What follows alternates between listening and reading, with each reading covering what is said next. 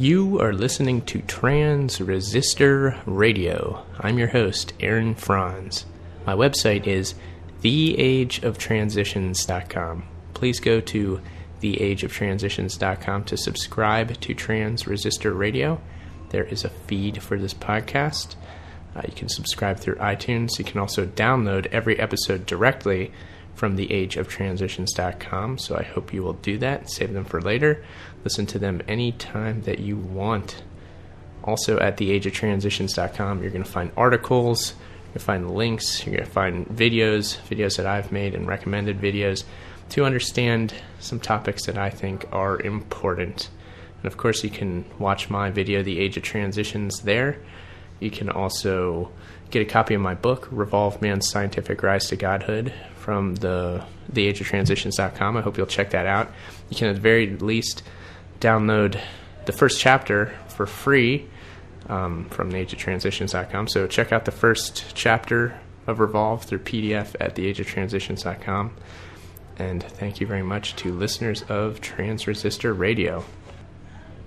Be sure to check out proxpn.com, a virtual private network service provider. There's a link on my links page at theageoftransitions.com. Go to links or go to products and services.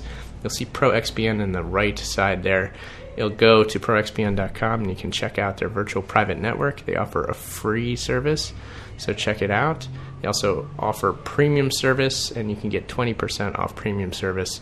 The coupon code, again, is on my links page. Check it out. There will give you the coupon code and the link to ProXPN.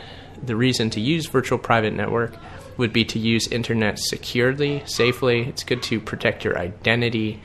It's especially useful if you're on shared Wi-Fi networks a lot and you're doing some sensitive stuff online. You're absolutely going to want to use a virtual private network if that's the case. But it's good for a lot of other things too. So check out my links page and you'll see that coupon code and the link to proxpn.com. Also on theageoftransitions.com, you'll see banners to Amazon. If you click on those banners, it'll take you to Amazon. If you ever do any shopping there for anything whatsoever, when you click through my banners first, the shopping through Amazon will be the same as usual, but it'll just give me a small referral fee for referring you to the website. So if you're a person who does shopping through Amazon.com, what you can do is you can click on the banner through my site, then bookmark that Amazon page for later, and whenever you do shopping at Amazon.com, use that bookmark. And I thank you very much for doing so, because that does help me out. And of course, buying copies of my book, Revolve, helps me out more than anything else. So people who really want to support me, I hope that you'll do that. I know that many people already have. So many thanks to my listeners, to all those who appreciate what I'm doing. I appreciate the fact that you're listening. Today on Trans Resistor Radio, I speak with Adam of the Glasgow Truth Group. We have a conversation about the movie Cloud Atlas by the Wachowskis. I'm sure listeners are well aware of other Wachowski films. Of course, we have The Matrix, you have V for Vendetta, very important and popular films within the truth movement, within, whatever we're talking about there. They're very important films just in popular culture, too. So this is a Wachowski film that Adam, in a particular, really thinks that people should pay attention to, and he has a lot of good stuff to say. So you are going to enjoy this episode of Trans Resistor Radio. Adam of the Glasgow Truth Group, thank you very much for being here. Thank you, Aaron, for having me. I'm glad to be on. Yeah. Now, we are going to talk today on the show about a movie that you let me know about this movie. You sent me an email, told me about the movie, and I watched it, and it is something else for sure. So there's so many things in this movie that we decided to dedicate a whole show to it today. What is this movie, Adam? What is this film? Well, that is the big question, because it really defies any one explanation or any one particular genre or any one theme, really.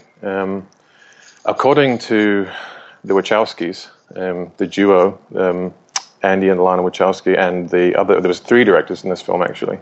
The third one was a German independent director called Tykwer. But according to them, the film is an exploration of how the actions of individual lives impact one another in the past, present, and future. As one soul is shaped from a killer to a hero, and an act of kindness ripples across the centuries to inspire a revolution. So that's how they describe it. And really, that really does sum up the film, I guess. But of course, the film is so much more than that. There's so much more going on than just that. And every concept or every how can I put this?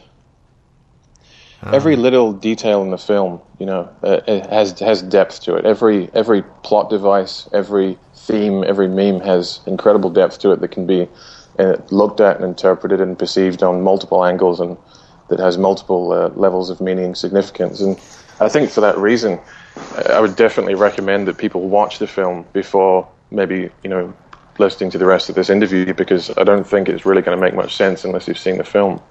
Yes. Cloud Atlas indeed has, it's interconnected, as any good movie is with its themes. The themes all tie in together and they weave in and out. Hugo Weaving in and out. Yeah. Weaving, yep, that's right. Yep. Geez, just that name we could get into, but yeah. I know, yeah. But what are some of the main themes here that really might be worth pointing out, or maybe some that folks would have missed if they watched the film? Yeah, well, I think the film was really popular, at least amongst certain demographics or people with certain tastes anyway. It's very similar to the film The Fountain. If people have seen the film The Fountain, it's basically a film where you've got 3 time periods spanning roughly, I think it's 1,000 years or maybe 1,500 years, and one love story that continues across 1,500 years through the reincarnation of 2 souls in different lifetimes, and that's basically the same theme as Cloud Atlas. I think what most people will see in that film is predominantly a love story, or at least a number of love stories. There's 2 predominant love stories throughout the film that sort of start 500 years in the past and through multiple lifetimes, and sort of recurring themes continue into the present and hundreds of years into the future. And of course, one of the main quotes from the film, from the Sonmi character, who is a clone who's been living in Korea approximately 200 years in the future. She says, "Our lives are not our own. From womb to tomb, we are bound to others, past and present, and by each crime and every kindness, we birth our future." And I think that was one of the main themes of the film, and that's what most people, I think, will be looking at when they see Cloud Atlas, is the whole idea of a love story spanning hundreds of years, and the concept of reincarnation and karma and consequence and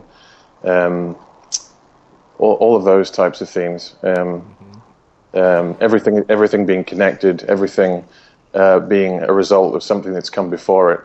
One event in the future being inspired by an event 500 years in the past. It's a lot of different themes, a lot of different plays on these ideas. But I think the whole idea of a love story that spans across the centuries is what most people will get from that film. But there's a lot more. There's a lot more to it than that. Yeah, definitely. And love stories can go. It's funny, in popular music especially, I've noticed this concept is that a love song, a typical love song you'll hear, it's not, if you listen to it in the right way, it's not actually just like the male singer or maybe female singer, whoever it is, a male like singing to a female that he loves. It's actually the singer singing to like his God, and kind of like this realization of like this spiritual realization, this sort of like weird internal alchemical love song. I've noticed that with a lot of love songs, and if you listen to them the right way, they've got a lot of like symbolic language and things like that. And certainly if we're talking about a Wachowski film, it's loaded with alchemical symbolism and things like that. So what sort of little esoteric tidbits and symbols might we find in this film? Oh, well, I mean, I'm still uncovering them. So, I mean, I can point out a few, and the sort of the parts of the film and the themes that I've focused in on personally in this. But of course, I'm going to watch the film again, and probably again after that, and I'm sure that I'll come across more as I watch it. But I think some of the things that stood out to me were the whole idea of a cycle, an age, the beginning and the end, sort of coexisting at the same time. The whole idea of revolution and evolution. Mm-hmm. I mean, the film starts out in 1843 in the Pacific Islands, in the Chatham Islands, actually, which is not far from where I'm from, and it's basically a bunch of white aristocrats who are running a slave trade. They're dealing with the Moriori tribes, who are cannibals, and so you've got this sort of setting at the beginning where you've got these cannibals on a Pacific island, and it ends in the same way. At the very final, well, the most far forward futuristic scene in the film is again comes back to the Pacific Islands and again comes back down to cannibalism again. Mm-hmm. And so the film starts basically sort of at the dawn of the Industrial Revolution and ends post-apocalyptic. It ends in a post-apocalyptic setting, going back down to cannibalism again and back down to sort of a pre-industrial, almost pre-agricultural setting. So you've got the idea of a whole age, a whole cycle, and within that theme, or alongside that theme, you also have the idea, of course, of a new religion, of a revolution, of a new age, and of a new religion. And the Sonmi character, who is a clone in Korea, and as I said before, I think roughly 200 years in the future, she basically is inspired by something she sees in the past.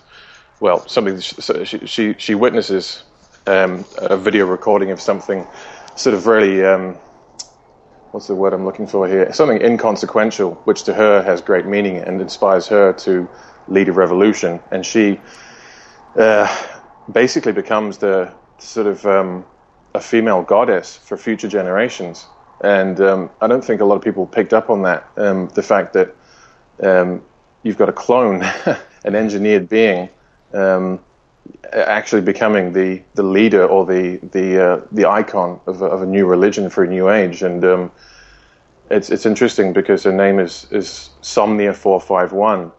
And if you disregard the numbers for a moment and just look at the word Sonmi, and she's referred, historically as Sonmi. I think her real name is Sonmia, but other people refer to her in the film as Sonmi. Either way, you've got the words son in there. So you've got the son, S-O-N, the son of man, man's creation. You also have the sun as in the rising sun, which was typically worshipped and was the sort of I suppose both in exoteric and in exoteric, religions was worshipped. And you can play around with the words Sonmia, and then you can get things like I am sun. I am the sun, I am the light. I'm also the sun, the product, the creation of mankind. So there's a lot of that stuff going on. And in one of these future scenes, in post-apocalyptic Hawaii, and I think it's 2321 or something like that, you've got this group of sort of pre-industrial tribal people who all worship Sonmi, and the priestesses actually have a sun tattooed on their forehead, the rising sun, which they associate with Sonmi. So you've got, I think that was one of the things that stood out to me most in terms of symbolism, was the idea of a clone being a goddess and being associated with the sun. Yeah. Yeah, well, as Neo is the savior, Christ-like character of the Matrix, this Sonmia is the same thing in this film. Yeah, the right. sun. Yeah. You've got. I'm sorry. No. Go ahead.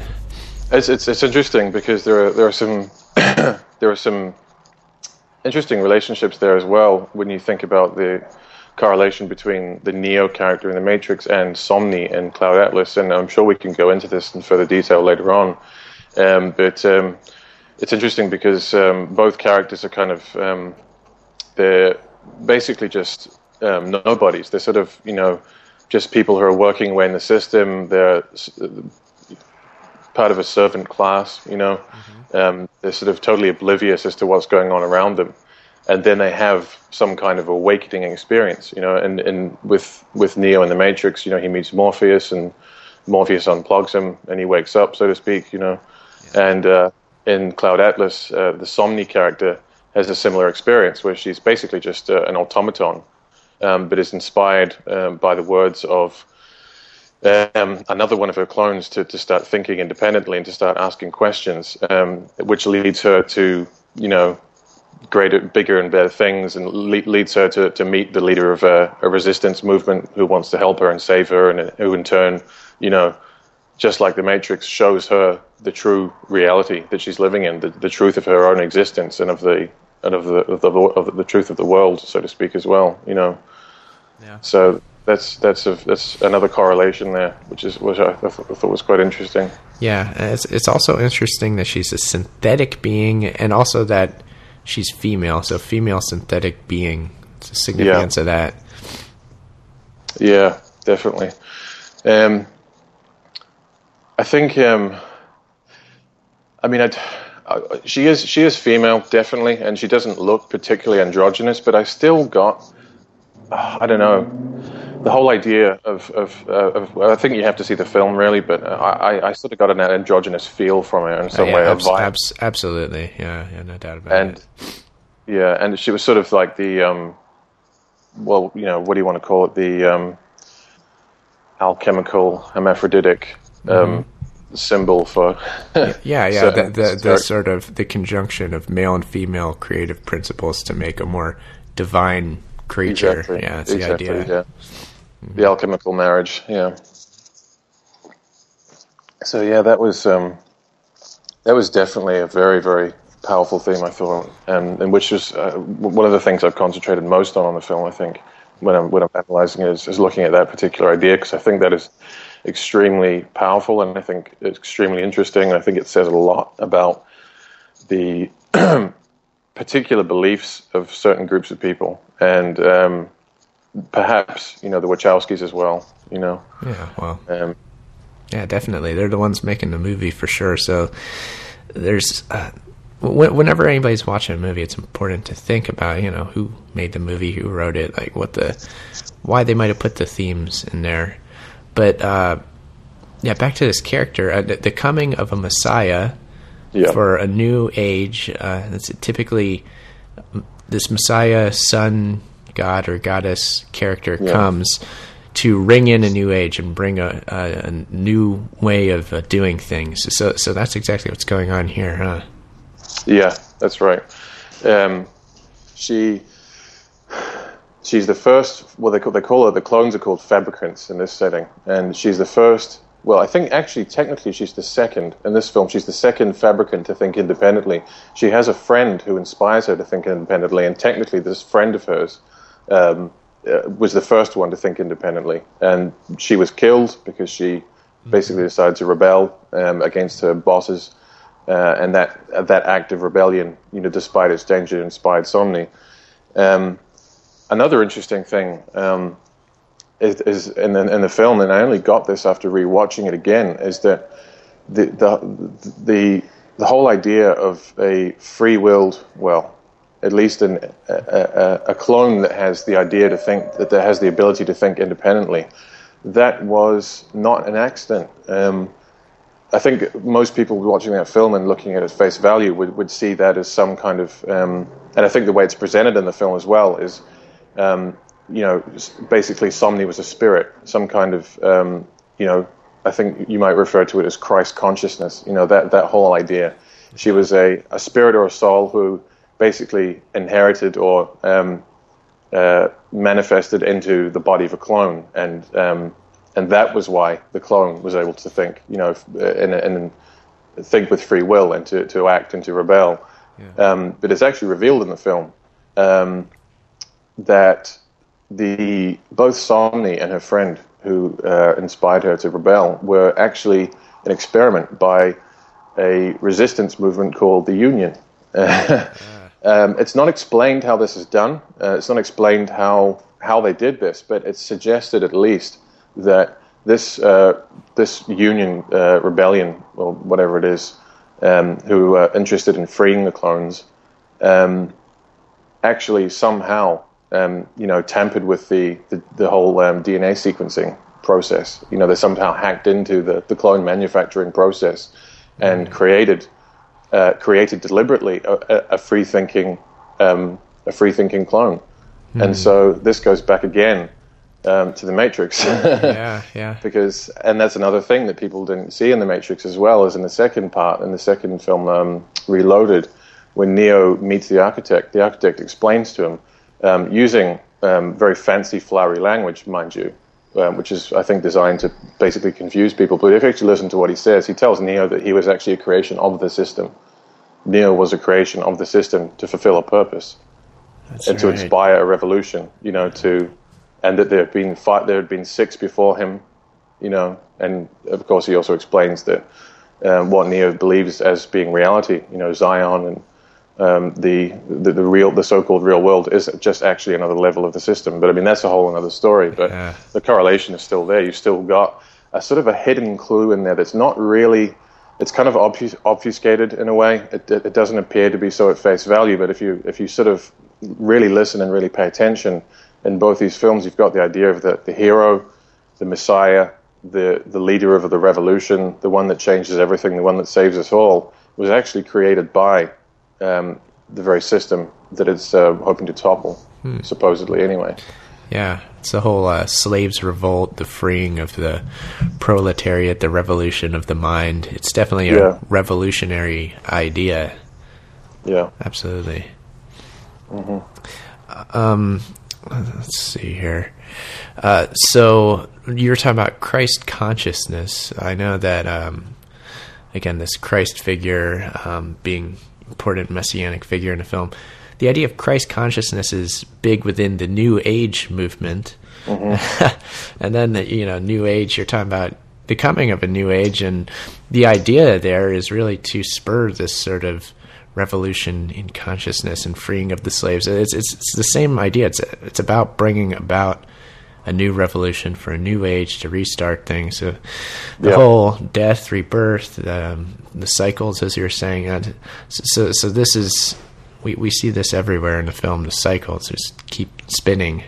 Yeah, that's right. It's all about cycles. One cycle inside another, inside another, inside another, and each cycle playing off and feeding into the next, and each action being a consequence of the one that came before, and apparently disparate and disconnected events actually being connected in some subtle way over the course of many centuries. And this whole idea of cycles and ages and again, revolution, evolution, the New Age, it's in everything in that whole film, in some way or another. They even throw in the concept of the fall, which again, if you're talking about occult and esoteric mythology, the fall. Yeah, the fall of civilization. It connects to the fall of Adam. Yes, right. Yeah. The fall of Lucifer also connects to it. It's all really the same fall. The interesting thing about that is that it's not actually in the film. It doesn't actually tell you what the fall was. All we know was that it was an apocalyptic event which left the world ruined, basically, and presumably, and it's some kind of nuclear winter, because that's what it appears to be the situation.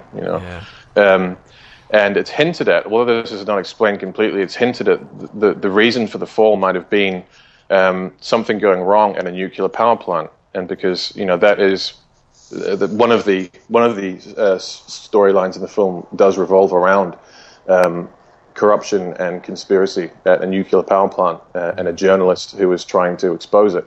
And again, it doesn't necessarily say that this was the case, but it sort of hints that what might have happened is that a comet or a meteor might have come down and struck this nuclear power plant.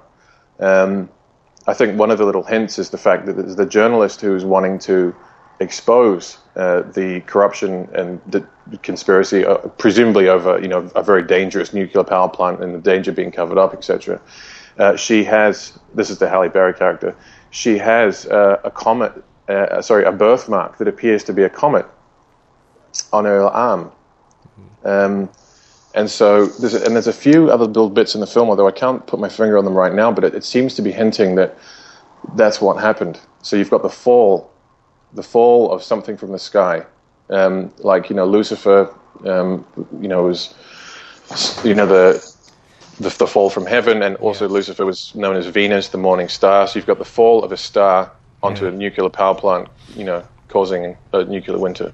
Mm-hmm. So that seems to be hinted at in the film. Yeah, and then the fall of Adam being his split from divine grace into his lower state of sort of a dualistic state. So it's going from a more godly state to less so.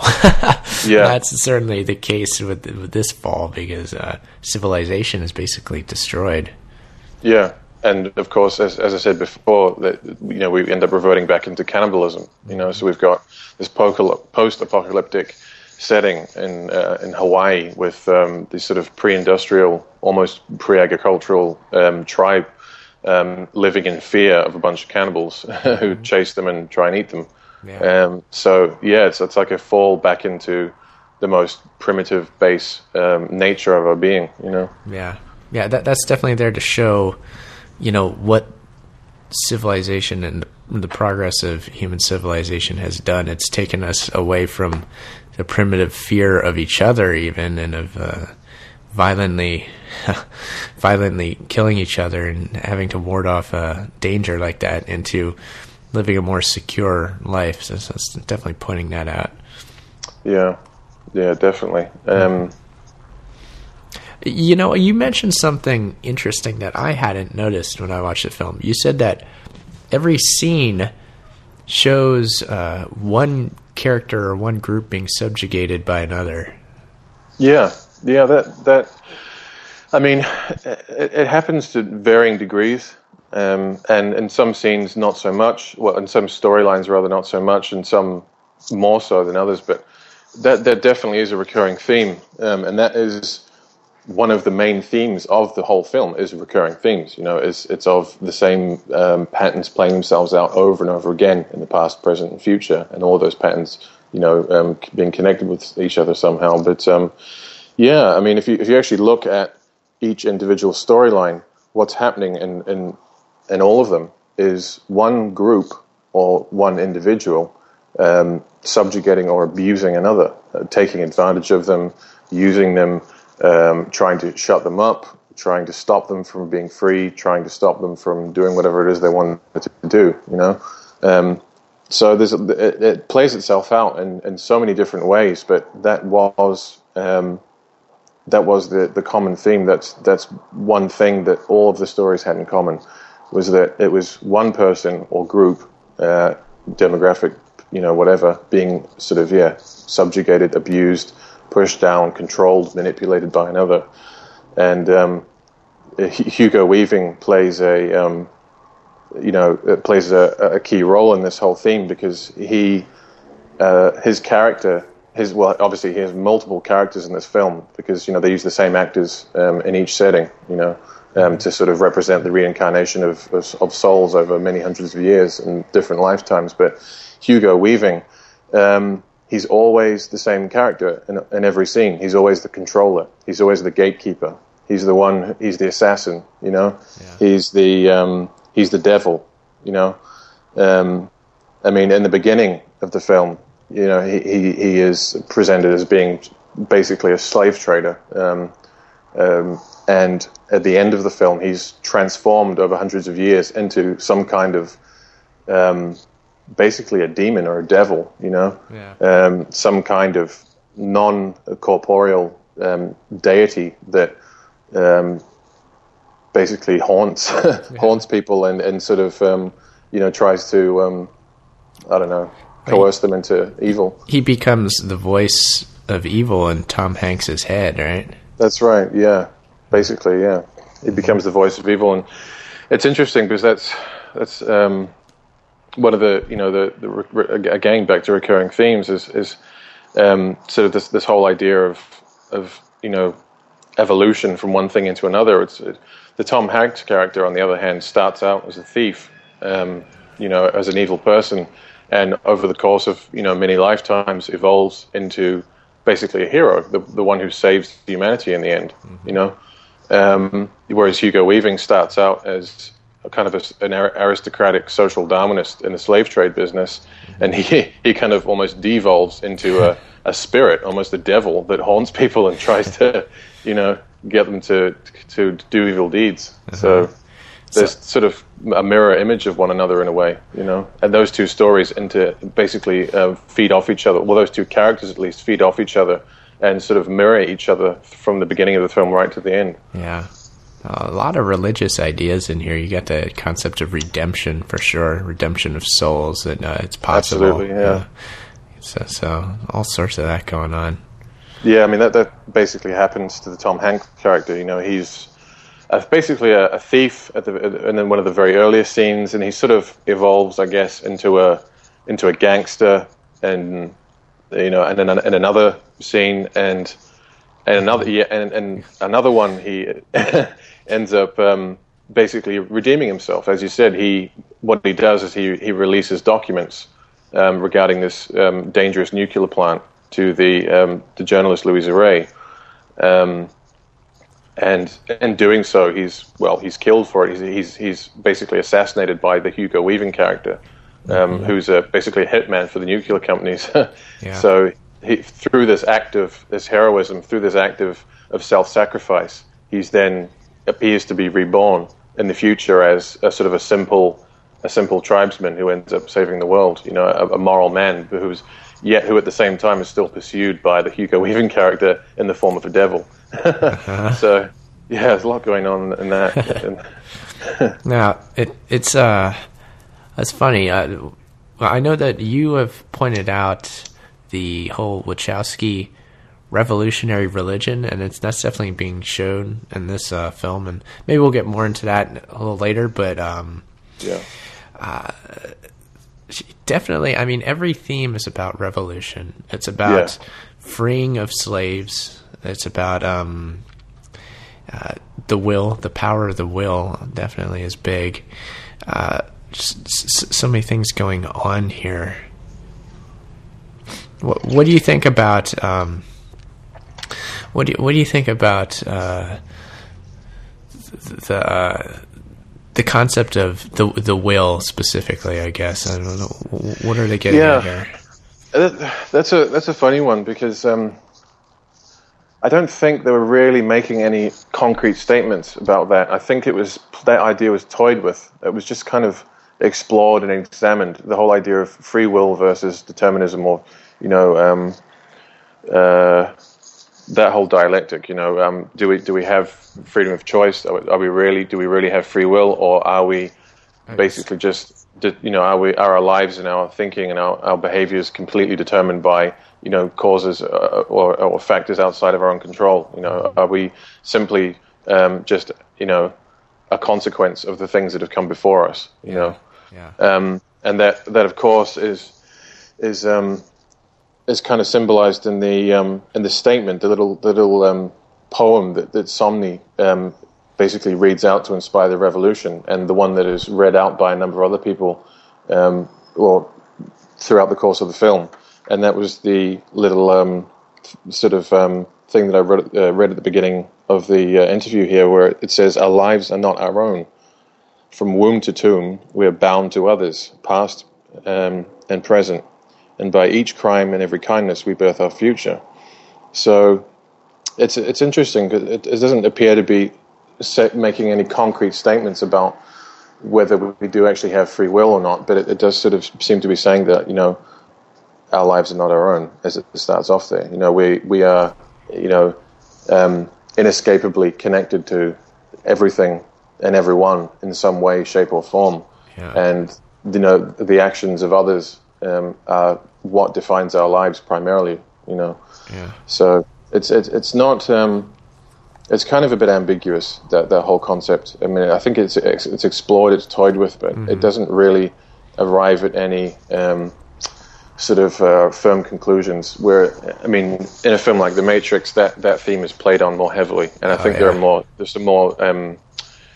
some more concrete statements and more concrete messages made to as to what the theme was there regarding free will and choice. Whereas in Cloud Atlas, it's kind of a bit more ambiguous, I think. Yeah. This film is more about like not so much predetermination, but the sort of things that happen outside of an individual that affect them. So it's again, the interconnectedness of multiple people, whereas The Matrix is more about the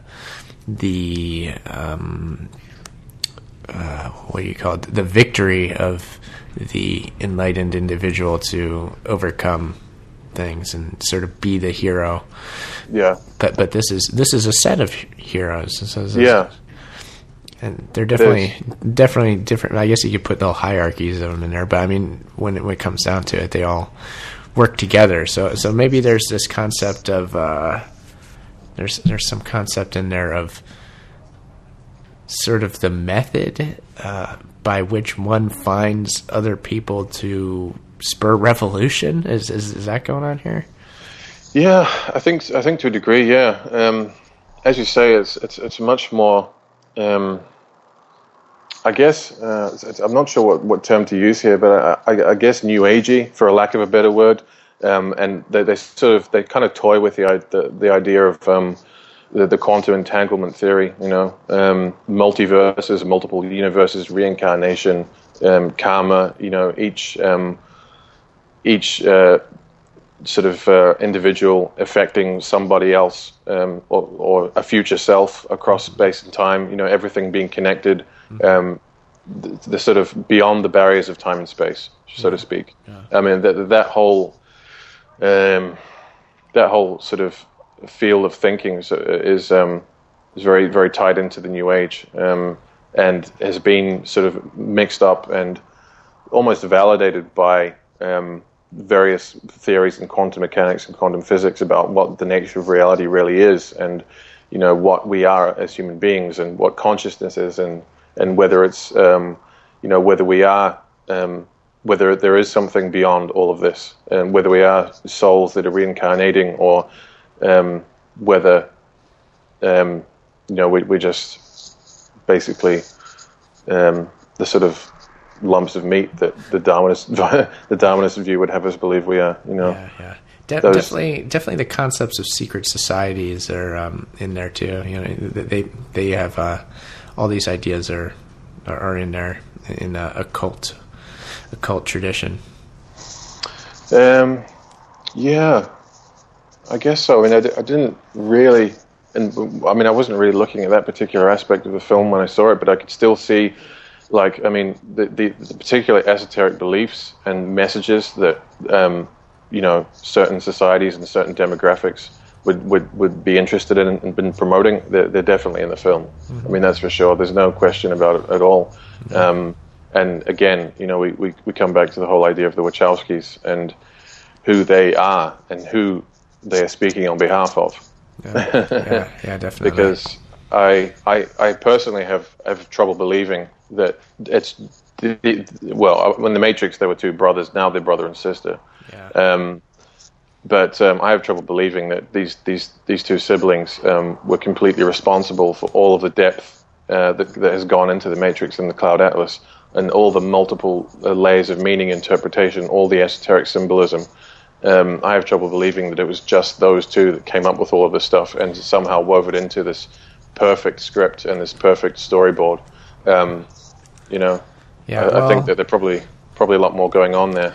Certainly with a movie or any large production of media at all, it's always a group project, and people tend to forget that. You put a name on it, you put it's a Wachowski film, and then that becomes the name of the people who made it, and you're not supposed to go asking about who was the team here involved in, you get told about the special effects team, but you never really hear about the whole writing process so much. What I mean? I mean, in this particular film, apparently it took them a year to write the script, and it was written by. I mean, I could be wrong here.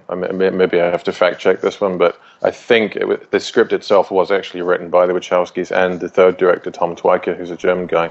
Yeah. They said that what they were wanting to do was transform this book into something that was completely genre-defying and boundary-defying, and something that was beyond anything, any singular explanation or any singular message or theme. And so apparently it was them that wrote the script, and they basically had in mind, they said that they would not be producing the movie unless the script was given authorization by the original author, David Mitchell, who wrote the book, I believe back in 2004. And so that's what I think has happened there. They're claiming credit for writing the script, and they said it took them a year, and whether that's the whole story or not, I'm not sure, but I kind of doubt it, to be honest. I think there was, in terms of the script and in terms of the storyboarding and the complexity and all the symbolism and all the amazingly huge, complex themes that have gone into that film, I think there was probably more than just the Wachowskis. I think there was some other script writers and maybe some other producers in there who've had some considerable influence, I think. Well, when it comes to reception of this movie, I know that it got a lot of good critical reviews, but it doesn't seem to have taken hold with the audience so much. Like it's certainly not as celebrated as other Wachowski films like The Matrix. What do you think about that? Well, I mean, I think with films like The Matrix, I mean, that was a big Hollywood project from the get-go, whereas Cloud Atlas was an independent film. It was an independent director, and the Wachowskis worked on it with this German director, and it was only towards the end of the film that they actually got a deal with Warner Brothers to distribute the film, and it turned it into a commercial success. That was the story anyway, that it started out as something quite independent, quite small, even though they ended up somehow being able to afford $100 million for it, which is making it the most, it is officially the most expensive independent film ever made. So, I think there's definitely a difference in the conception of the film, and I think probably the reason for why it's not maybe as popular or as highly promoted as something like The Matrix is maybe because of its esoteric nature and the fact that it doesn't make any clear statements or have any clear themes or messages. I think the themes in the film are so they can be simple in one way, but they're very ambiguous and complex in another. And I think purely for that reason, I don't think it would ever be as successful as The Matrix. I mean, even though The Matrix has just as many layers of interpretation that you can go into, I think the basic story in The Matrix is simple enough for people to follow, and there's enough action and there's enough, CGI to keep people interested. Whereas Cloud Atlas, I think, it requires that you pay a lot of attention and that you give it a lot of thought.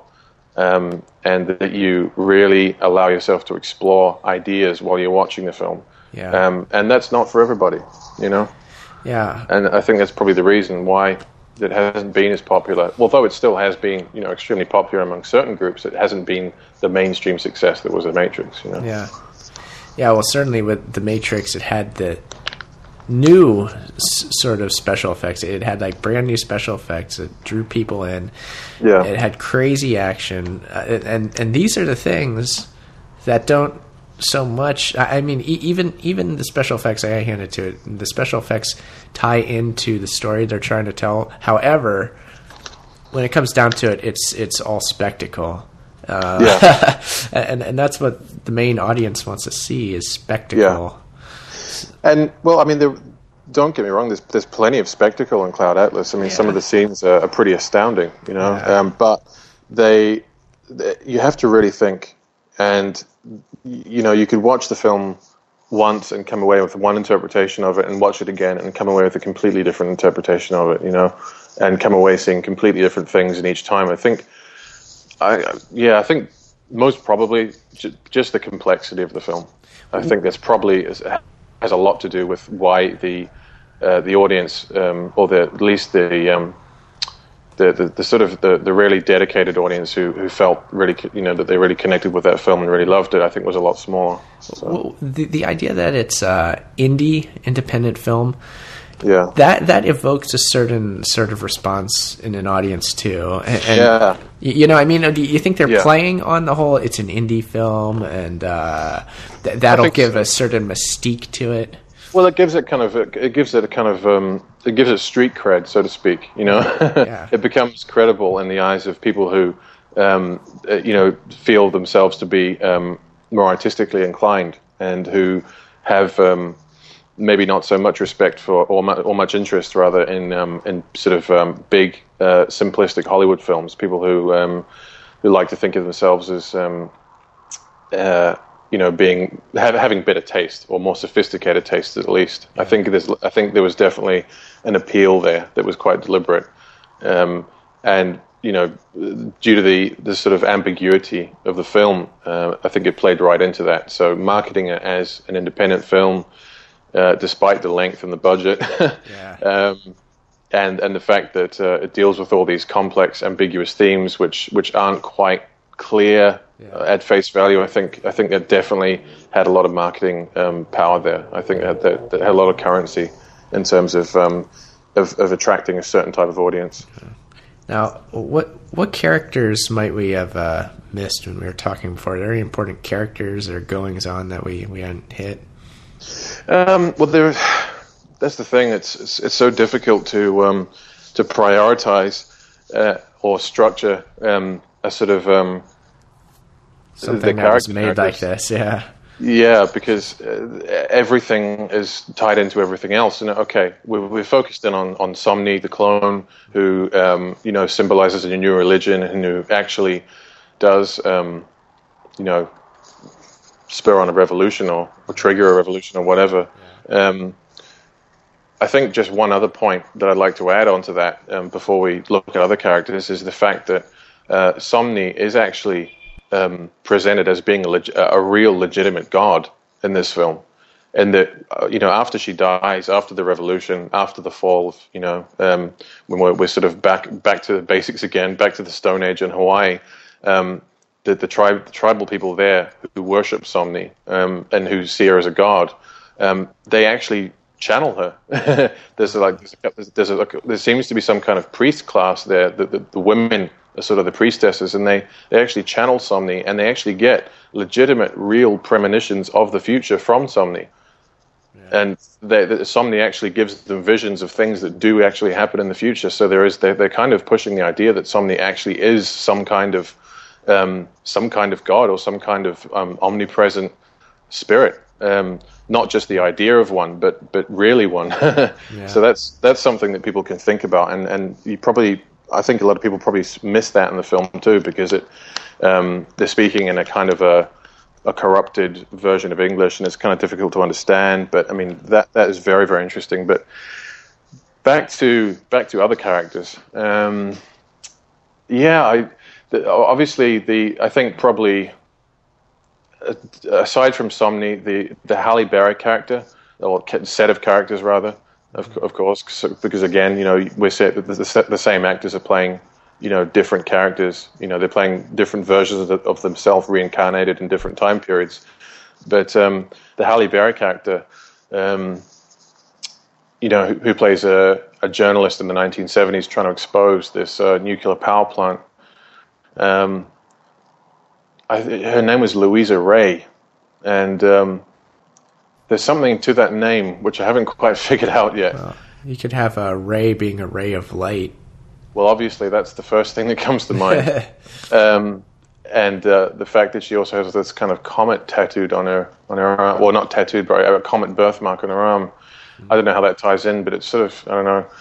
There seems to be some kind of correlation there, but also Louisa. I'm not sure what you can get out of that, but it kind of reminds me of Lucifer as well in some way. Yeah. There's the falling comet being a sort of a light from heaven falling down to earth. Yeah, that could be right. That could be right. And and the in the future as well. I mean, the character she plays in the 1970s scene, is a sort of a journalist exposing this power plant. But in the future, after the fall, after the apocalypse, when she is a member of the last remnants of the technologically advanced civilization, who goes to visit the tribal people on Hawaii. Humanity's been divided in two again. Very common theme again, which popping up more and more in films these days, is the whole idea of a technologically advanced elite superclass and a sort of basically a base tribal people of servants under them. But anyway, she's kind of the savior. She's kind of a goddess as well in some ways, because she exposes the danger and the corruption and the conspiracy and whatnot at this nuclear plant. And then in the future, she's also the one that goes to meet with the Tom Hanks character on this island and convinces him to show her the way to find a communications portal. And this communications portal is basically a means to communicate with, at this time in the future, Earth's other colonies. And because Earth has been ravaged by, the fall, the nuclear fallout, whatever, she ends up being kind of a goddess savior figure too, because she comes along with all this technology and finally puts Earth back into communications with its other colonies out in the galaxy, and allows for the last remaining humans to be transported off of Earth at the end in order to maintain the human race, because obviously we're all dying from radiation. Mm-hmm. So I don't know, that's a lot to take in all at once. And for people who haven't seen the film, will be going, "What the hell?" Yeah, that's for sure. Again, you really got to see the film. But again, so you've got the Halle Berry character, Louisa Ray. The whole idea of Lucifer, the fall. She falls down. She destroys the nuclear power plant symbolically through her journalistic actions, and at the same time, she has a comet tattooed on her, a comet birthmark on her arm, which is kind of another symbol for the destruction of this. Also, the light bearer concept is that you shine the light in the darkness, and the darkness of the evil doings of the power plant. She's shining a light on it, so right. That sort of idea is brought out there. And of course, you've got the idea of knowledge being light, and because she represents a technologically advanced race in the future, she's also that theme comes up again, because she is, she's visiting as sort of this tribe of pre-industrial tribesmen, but yet she is from a place where technology is extremely advanced, and so she's kind of the light bringer in that sense. So she brings the technology, she brings the knowledge to the people, and she lifts them out of the darkness in a way anyway. And she performs an act of healing upon one of the sick children on this tribe in Hawaii, presumably who's being, affected by radiation or something. She brings technology to save one of them. And so there's kind of the messianic act of healing there too. Mm-hmm. Yeah, through technology. Yeah. Yeah. Yeah. Well, we cracked the case. Halle Berry is Lucifer. We figured it out. Yeah. It's quite interesting, yeah. That's kind of, yeah. I mean, that's kind of a bold statement to make. Wow, yeah, but I still think, no, I agree, I do. But it's still a bold statement to make. I mean, it's but that's the thing with Cloud Atlas. I mean, this is just one level of interpretation, Yeah. And there's so many others, and somebody else might have watched this film and gotten something completely different out of it. And I'm not saying that would be wrong and that we would be right. It's That's true. There are so many different ways of looking at it. It's an ambiguous movie as such. The point of it is to get the viewer to take what they need from it. So it's tailored to individuals, in that a mass set of individuals, in that it doesn't give you just one theme, like, okay, here's one theme that you need to take from the movie. It kind of gives you whatever you want to take from it. I guess that would be kind of like the point going on here, huh? Yeah, I think that's I would agree with that, definitely. I think there's so much in it that you can take almost anything away from it, But it is still quite a powerful film. It's still quite evocative, and I think regardless of whatever messages you'll take away from it, I think there's a lot of feeling in that film, and I don't think all the messages are necessarily evil either, you know. And I think, I mean, like in the Matrix, I think there was, the messages were a bit more dark. I think there were a bit more concrete. I mean, once you kind of really get into the sort of the second and the third layers of interpretation of the Matrix, the messages are quite direct and they're quite dark, and they're not very positive.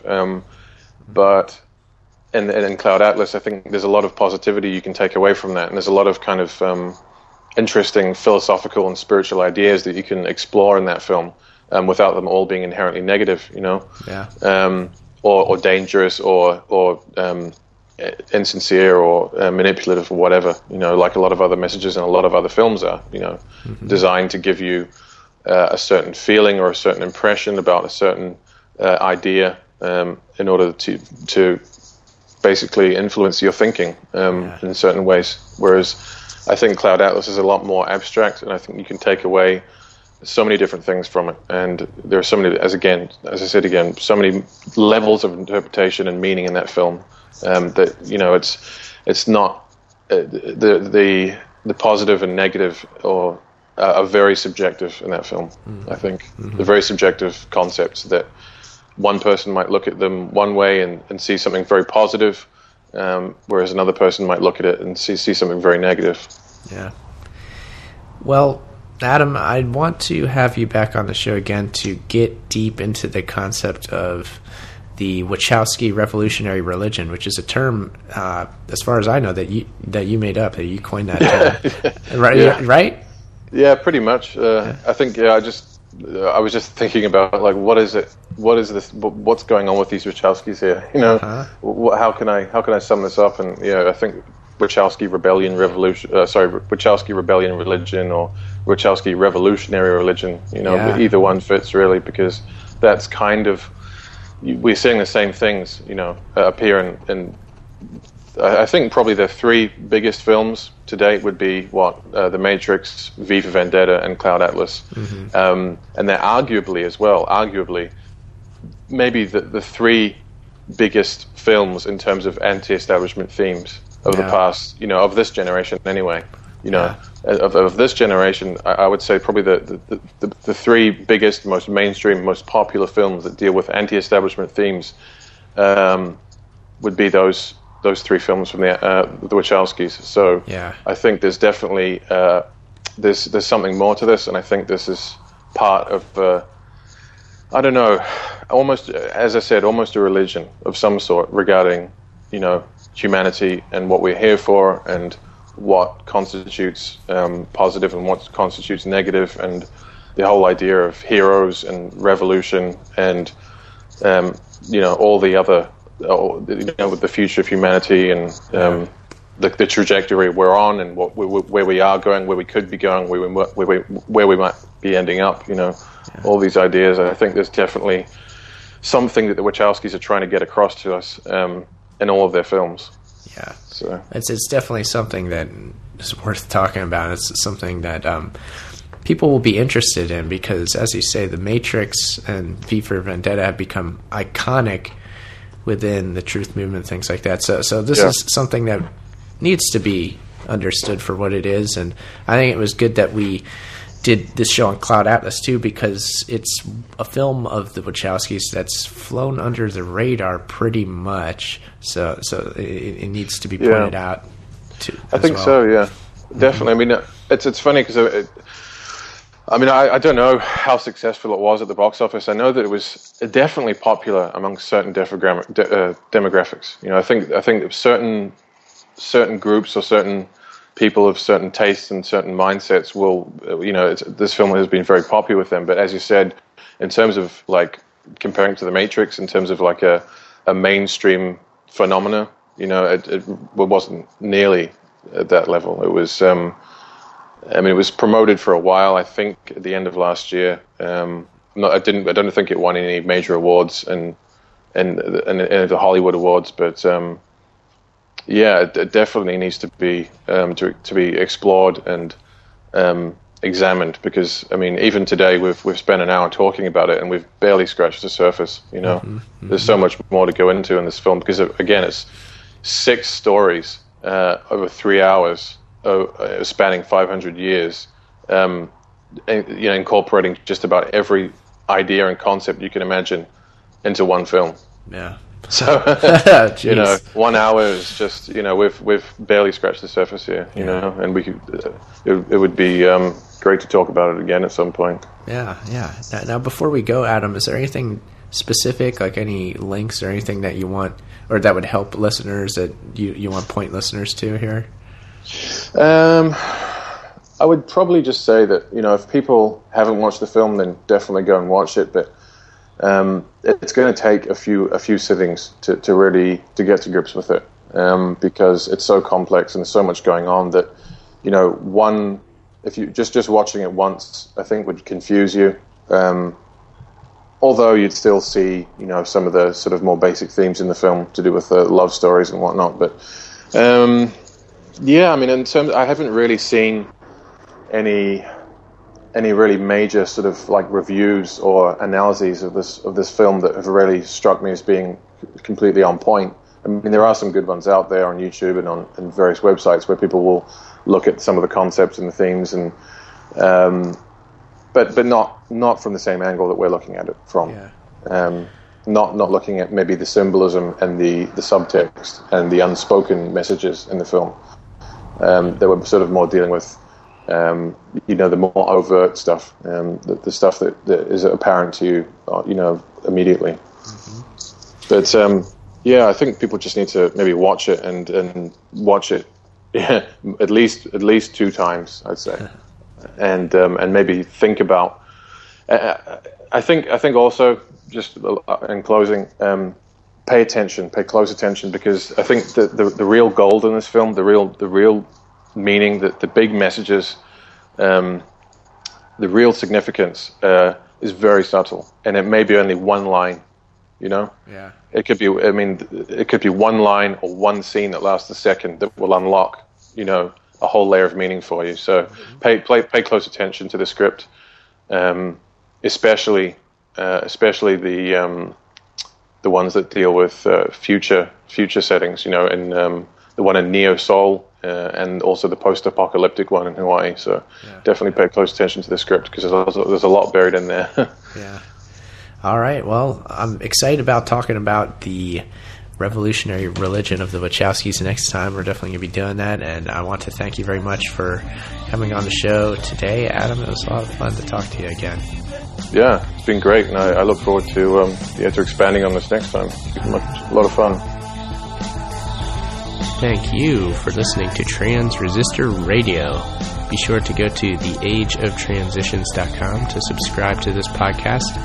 You're going to want to do that, because next episode we will be talking to Adam again and learning more about those Wachowski characters, those little rascals, their rebellion religion. It's going to be very in-depth and interesting conversation, no doubt. That's coming up next week on Trans Resistor Radio. And as always, today on Trans Resistor Radio, I welcome back Adam of the Glasgow Truth Group. Last week, we started talking about the Wachowski film Cloud Atlas, and Adam had a lot of good things to say about it, so if you haven't listened to last week's episode, be sure to go back and do that. And then this week, we continue talking. We get a little bit more in-depth about themes that are present in all Wachowski films, what Adam calls the Wachowski Rebellion or Wachowski Revolution Religion. So I have Adam with me right now. Thank you for coming on to the show today. Not a problem. It's a pleasure to be on again. Yes, and last time, of course, listeners who listened to the last show will know that we talked about the film Cloud Atlas by the Wachowskis. Now, do you want to give listeners a sort of recap of what we did talk about? Yeah, well, in the last interview, we were sort of looking at a lot of the symbolism of the film and some of the ideas that were being pushed. Obviously, as we discussed in the last interview, it's an extremely complex film with a lot going on.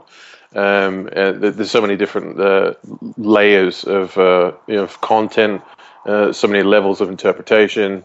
There's so many themes being all mixed in together into that film. So it's sort of it's difficult to sum up. But what we did is, obviously, people who have seen the movie, listened to our previous interview, was just concentrate on some of the more prominent symbolic facets of the film and the significance of those symbolic concepts. But I think today it would be interesting to talk about the correlation between Cloud Atlas and the themes that were included in Cloud Atlas, and how they relate to basically our society today, and also how they relate to other films that have been put out by the Wachowskis, and the common thread that seems to be running through all of the Wachowski films. Yes, absolutely, because there is a point to this film, as people should note, and a greater point.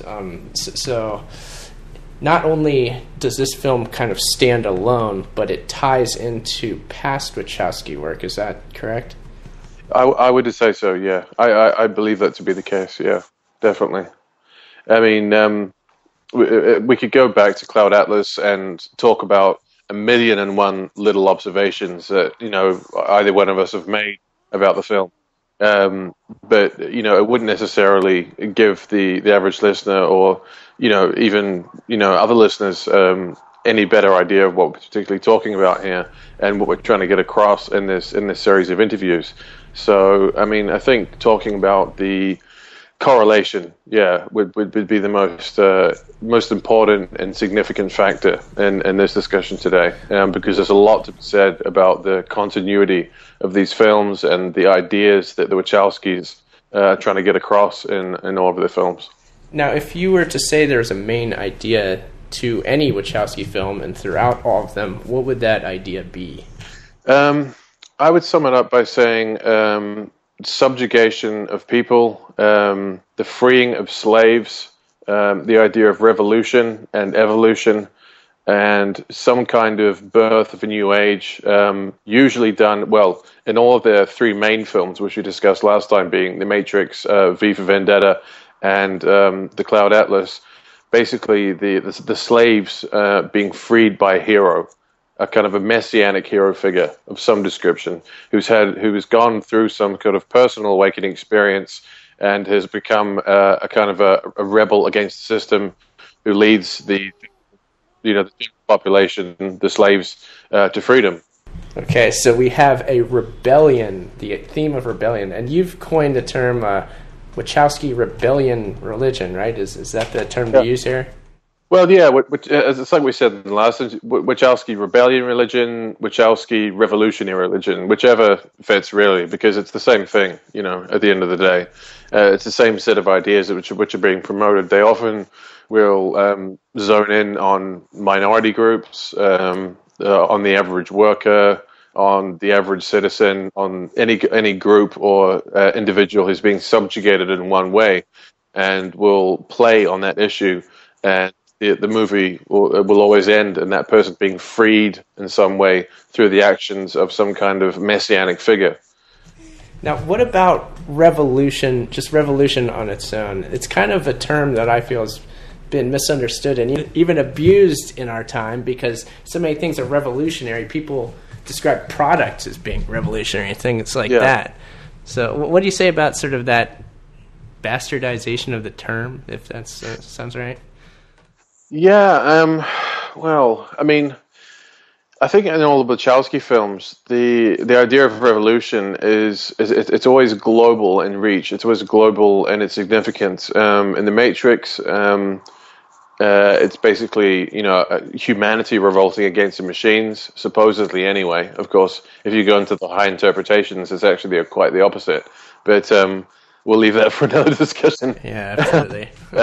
In V for Vendetta, you've got a similar scenario. Britain is supposedly the only, it's kind of presented to be the only functioning country left in the world. And so the revolution happens in Britain. And in Cloud Atlas, again, you're looking at a global revolution of some description that was instigated by a clone in future Korea. So yeah, it's always centered around the idea of one hero, one messiah, one special being leading us all to freedom. That is, and usually, for example, in Cloud Atlas, it's someone who you'd least expect. It's basically a clone, an automaton, a manufactured being who's not supposed to have any free will, ends up being the person that basically frees humanity and becomes a symbol for a new religion. Yeah. And the same thing with Neo. He was basically just an office worker who was unplugged from the Matrix, went through his personal waking up experience, and somehow through superpowers, which again, would take a long time to go into in terms of interpretation of the Matrix, but leads humanity to some kind of truce or some kind of revolution. And that's, in fact, the name of the final Matrix film was Matrix Revolutions. Yeah, that's right. Revolutions. Yeah, that's right. The people finally become supposedly free from control and pursuit of the machines. Of course, if you look deeper into the Matrix, and if you look at the word revolution, it's basically just one cycle. And as the architect in the Matrix explains, basically what happens is they create a hero to inspire people toward revolution, at which point they arrive back at the same point, the system updates itself, and they start from scratch again, which is, in fact, the definitive term of what revolution is. It's a cycle. Yeah.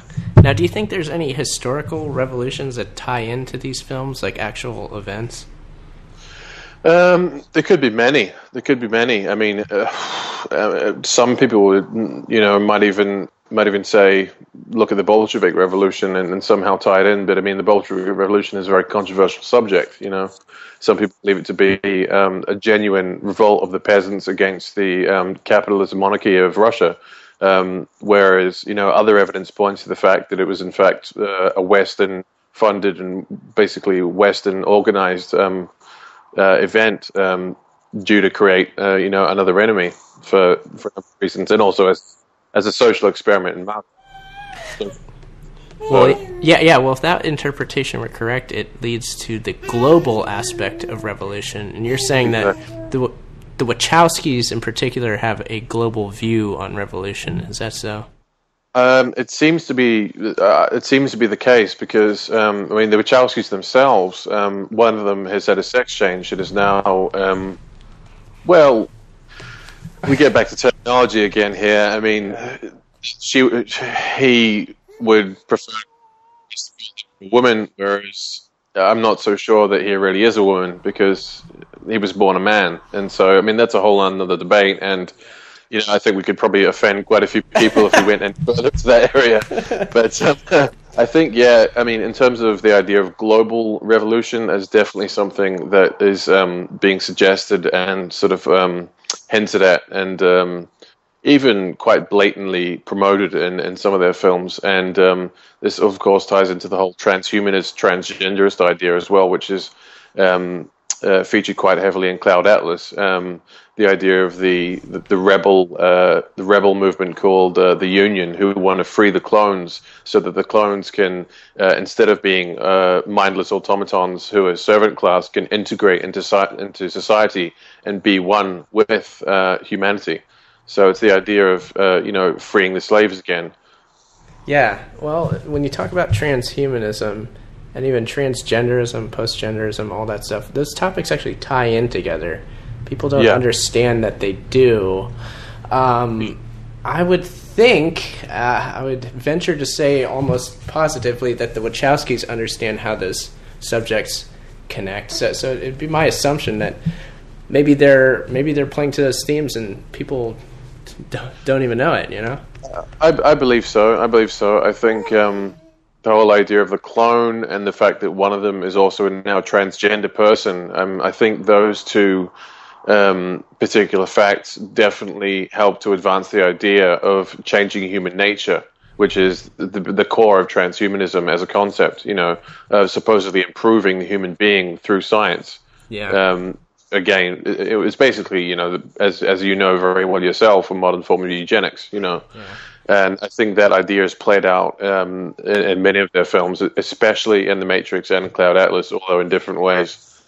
So I think there's definite transhumanist spin in Cloud Atlas, and even more so in The Matrix, although in a different way. Well, it's just how Aldous Huxley explained the ultimate revolution as one where, it's basically the transhumanist idea that he described in his book, Brave New World. And he said this overtly. Yeah. So now we're getting beyond his novel, his fiction. We're getting more fiction in that regard, in that vein, talking about the same things now. Yeah. Yeah, there's a whole ton of movies that have come out over the last couple of years, and even more so now. Some of the ones that are just coming out now are dealing very, very much with eugenics in a very Huxleyan fashion.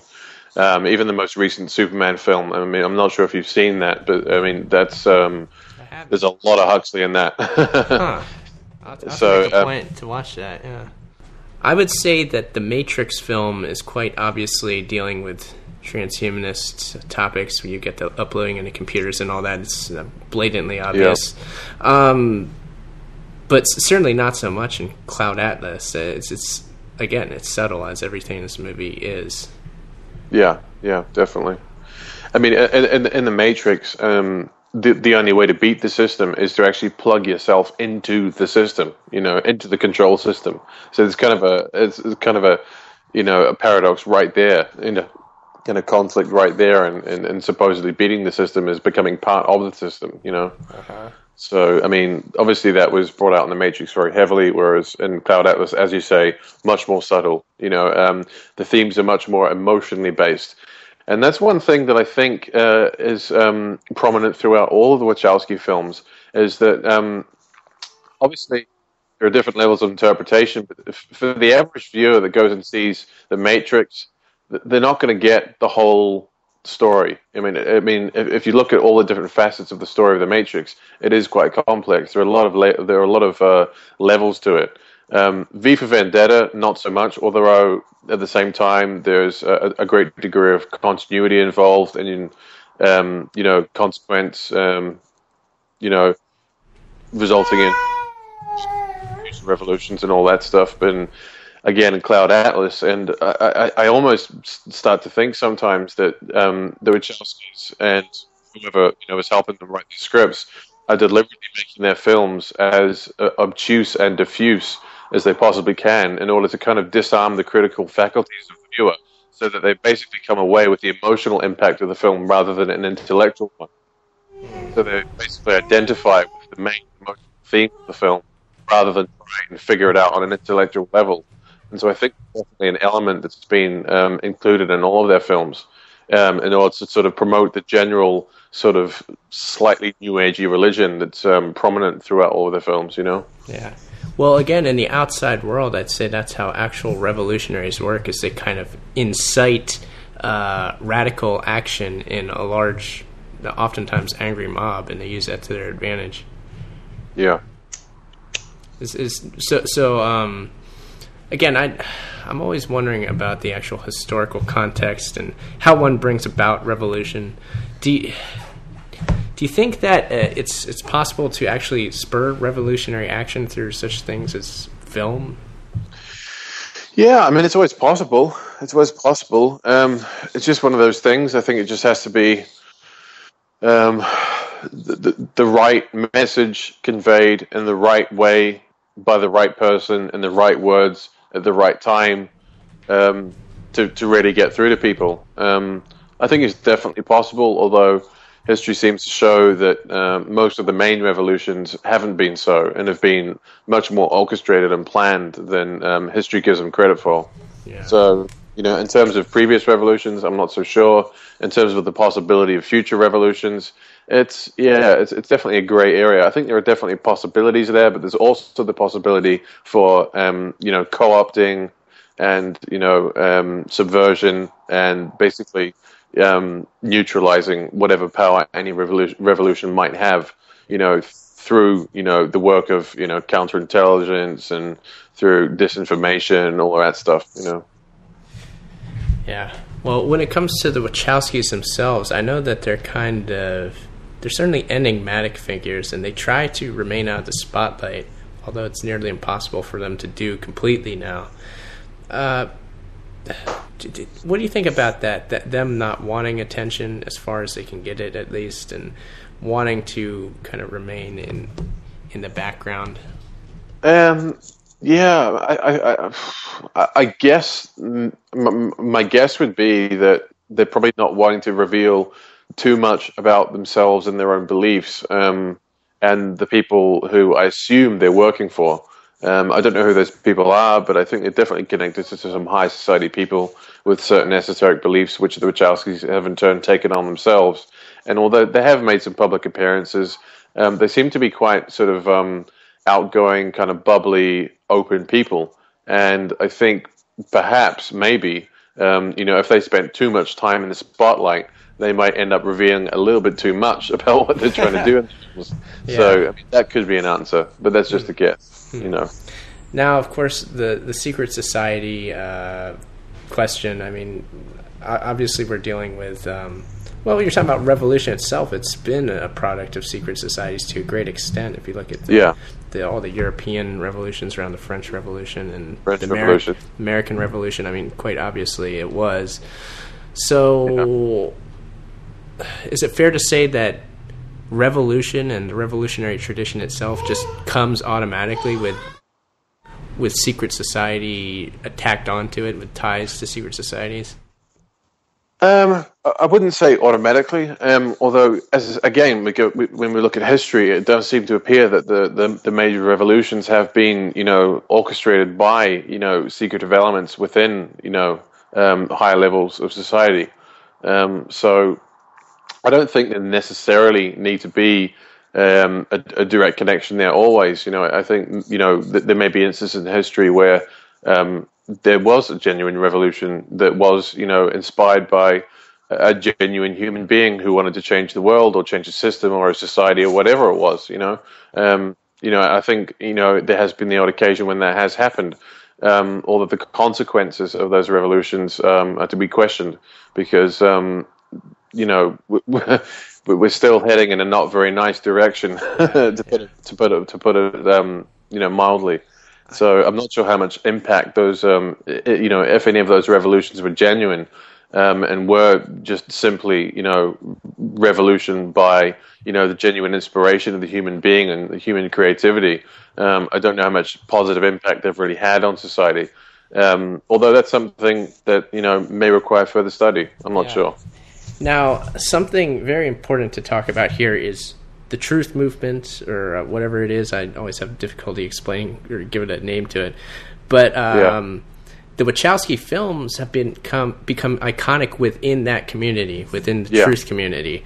I would have to say, how is this important, and how does it relate to the idea of revolution within the truth community too? Well, as we've discussed, I think films like The Matrix and V, and maybe to a lesser extent Cloud Atlas, have been, very, very influential in terms of promoting the idea of mass revolution. I think, I'm just trying to find the right words here.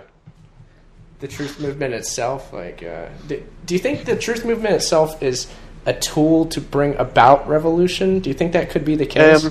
I think it definitely will be the case in some circumstances, yes. Yes, definitely. I think more so, maybe not so much just in American context, maybe in a UK context as well. But the idea of, promoting and, sort of organizing an alternative community or an alternative demographic that is, based at its core, anti-establishment and its views, can definitely be used. The energy and the momentum that's created through those movements can definitely be used and channeled towards revolutions that serve, the elite class rather than the people who are actually, doing the work in the revolution, as has been the case in the past. So creating a revolutionary movement and using the Truth Group is a distinct possibility, to say the least. We don't know really what's going on. Yeah. If you just look at a film like V for Vendetta, that has spurred almost an entire movement, like the whole anonymous movement, you know, where they're all wearing the Guy Fawkes masks, you know. Yeah. I mean, that doesn't really, to me, there's not a lot of human creativity and human inspiration there. I mean, they've basically copied a Hollywood movie in the hopes of changing the world, you know. Yeah. I don't think there's a lot of hope there, to be honest with you. I mean, and most of Anonymous's actions have been centered around London as well, which is, of course, where V for Vendetta is set. Yeah. So it's literally. I mean, if there was ever a clear-cut case of predictive programming, I would say V for Vendetta, the Anonymous movement. And of course, you know, Julian Assange is tied into all of that. He's almost like the V character in a way, you know, the patriarch of that movement, you know, exposing the globalist lies, getting people to rally behind him to expose the truth and, you know, revolt against the system. Of course, you know, within authorized parameters, you know. There's certain things you won't touch in order to make sure that any revolution and any momentum that is genuinely generated through those actions is channeled towards ends that will ultimately serve the goals of the ruling class in the end, as again has been the case with previous revolutions. Yeah, well, I would say the fact that a revolutionary group just wears the masks shows that the film was successful in altering people's minds and behavior. Well, yeah, it's given people a format and a template as to what a revolution could be, should be, and might be, and that fact has been very obvious in the film V for Vendetta and the resulting, you know, formation of the Anonymous group and all their activities. You know, I mean, you even have, you know, some of the guys from Anonymous, you know, doing these little sort of like 2-minute YouTube clips where the Guy Fawkes mask give out all these threats against the government. You know, we're going to hack your sites, we're going to bring you down, and blah blah blah, in exactly the same way as the V character did when he broke into ET Studios in V for Vendetta. You know, so they're directly copying a movie, a Hollywood movie made by, you know, the culture industry, in the hopes of taking down the very system that has created film. You know. Yeah. Now, how does one sort of shield themselves from falling into this kind of behavior? Well, I think groups can be useful in some ways. I mean, if you can get a group with an ideology and a common set of values that they want to stick with, I think a group can be useful for certain causes. But I mean, apart from that, I think it really is been the work of single individuals down through time that has had the most impact on the, you know, positive changes in the culture and positive changes in society, rather than group efforts. You know, I mean, there's that old saying that you know, I'm probably misquoting here slightly, but there was a quote by someone along the lines of, you know, the biggest changes in society have always come from small groups of dedicated individuals, not from, you know, any mass movements. So when it comes to the film Cloud Atlas, what sort of revolutionary ideas might be in that film? Oh, there's a lot of revolutionary ideas. You've got the idea of a revolution of clones against an oppressive regime which created them. The clones are being fed to themselves. Well, it's like the theme of Logan's Run, where you know, you only live till 30, and then you supposedly ascend to the next level. The clones are given a similar religion, where they basically only live to whatever it is, 2025, and then they're supposedly, through their religion, ascend to the next level. In fact, is that they're simply deactivated, liquefied, and fed back to the clones as protein. You've got that issue there. Have the Wachowskis, have you seen any interviews with them about this film, where, or read any interviews where they say something interesting and you pick up on it? The only interview I've seen with Wachowskis on this film was they were just talking about the writing process. And it was them and the other director talking about the writing process. And they were just talking about the fact that it took them a year to do it, and they did it all off their own backs, and then eventually got a distribution deal with Warner Brothers. However, they came up with $100 million. You know, I imagine they probably made that from their previous movies, but you know, they financed it themselves. Yeah, in regards to the whole Wachowskis and what they actually are talking about in terms of the ideas they're trying to get across in their films, it's very simplistic. They don't seem to want to reveal much. They basically talk about the fact that they just want to make something that's genre defying, boundary defying, and basically beyond any sort of convention. And that is a very, very common theme, especially in films like Cloud Atlas. Because you've got the idea of clones being, spurring a revolution to join with humanity and be one sort of one culture, one society. Whether you're a real flesh and blood human being or a manufactured clone, we're all one. So you've got the whole oneness idea of the New Age in there, which also ties into transhumanism, of course, transgenderism. So those ideas are definitely prevalent in all of at least in Cloud Atlas, although they don't seem to really want to talk about it that much publicly, despite the fact that one of them has actually had a sex change and has become now a transgender individual. I think that speaks volumes about their own personal beliefs, regardless of what they say in their interviews. Yeah. You know what I find fascinating is if we're talking about the movie, it always remains very generic, and it's like, oh, here's how we did the effects, oh, we made the movie this way. They never get deep into the themes. And likewise, if you're talking about Lena Wachowski becoming Lena, it's always at a shallow level too. It's like, it almost becomes like a protest against people who think that she wouldn't have the right to do so. And then I know one of the appearances where she actually says anything is her talking about that and like being angry that people wouldn't allow her to do it, but the conversation never goes beyond that. You know what I mean? The conversation's never deep.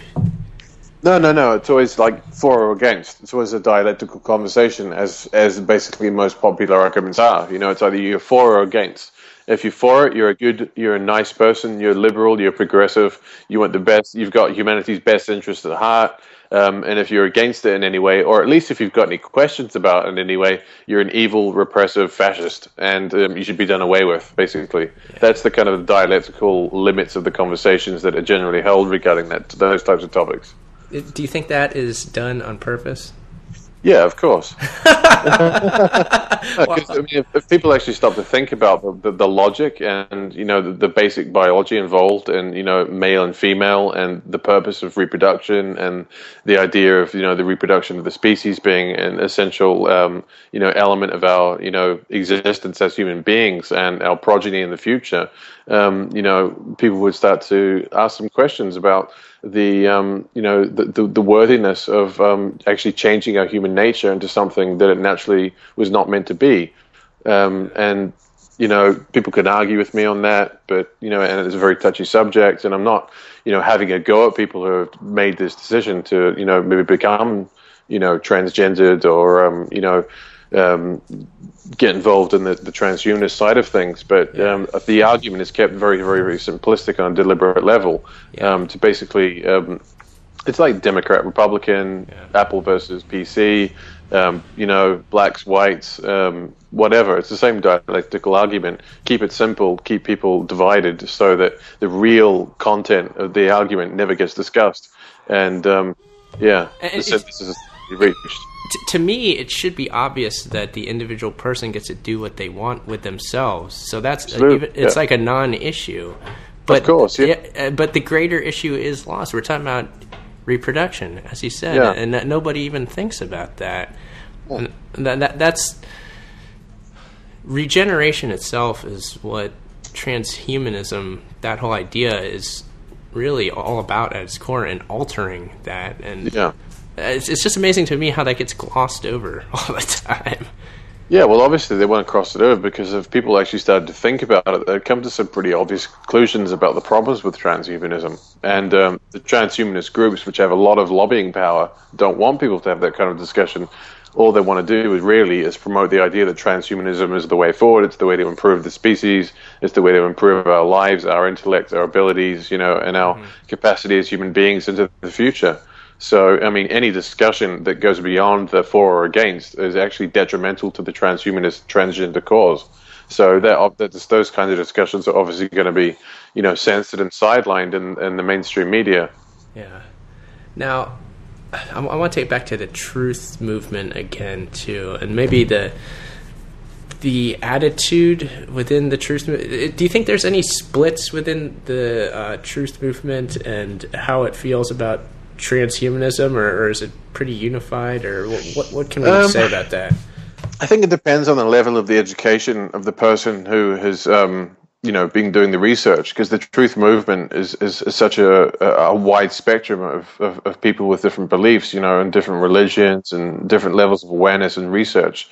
I think for the most part, we're beginning to see a lot more people beginning to question transhumanism than there were a few years ago, and I think that's mainly thanks to people like Alan Watt, who's done a fantastic amount of work on exposing, the real history of transhumanism and the people behind transhumanism and the esoteric end goals of transhumanism. So I think more and more people these days are beginning to, accept the idea that there needs to be some serious questions asked about this whole agenda and some serious discussions had about the idea of improving the species through technology.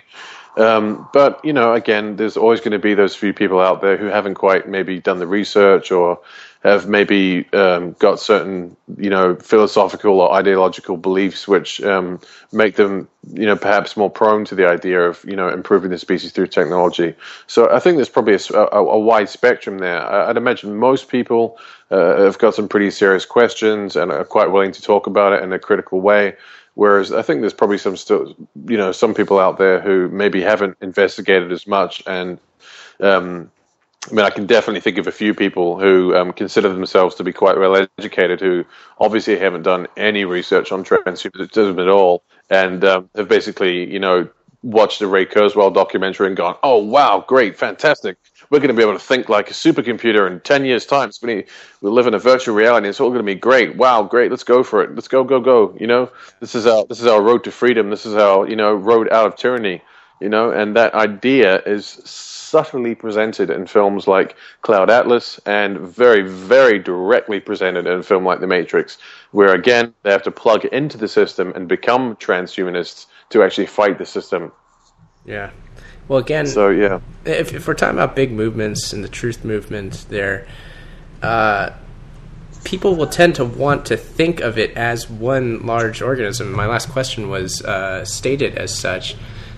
So when you join a movement, for better or worse, you become part of a larger thing, and your ideas sometimes get made up for you just by subscribing to something.